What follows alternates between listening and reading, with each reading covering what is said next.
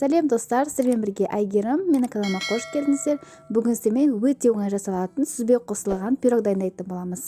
Міндетті түрде осы рецептпен жасап көріңіздер. Өте дәмді болып шығады.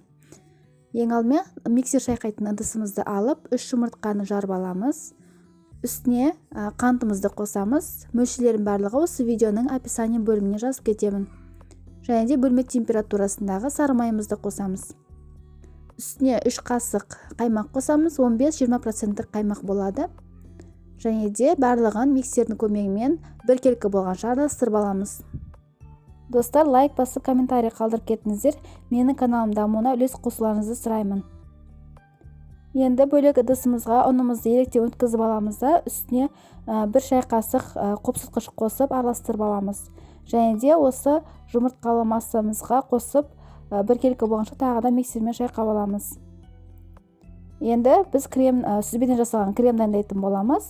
Осындай миксерге үстіне 1 ас қасық крахмал қосасыздар, кукурузный крахмал, қант қосамыз, және де 1 ас қасық қаймақ қосып, бәрін езіп, крем болғанша миксермен шайқап аламыз.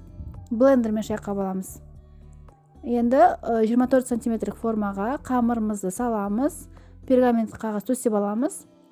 Енді кремді мен осындай кондитерлік мешокқа салып алдым.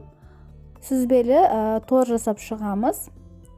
Осы уақытта духовкаларыңызды 150-160 градусқа алдын ала қыздырып қойыңыздар. Қызып тұрған пешке шамамен 45 минуттай пісіріп алатын боламыз.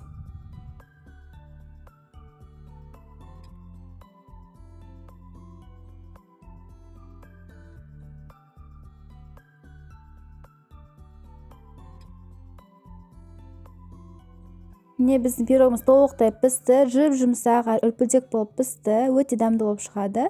Шаймен іше берсеңіздер болады. Астарыңыз дәмді болсын. Сіздермен болған Айгерім.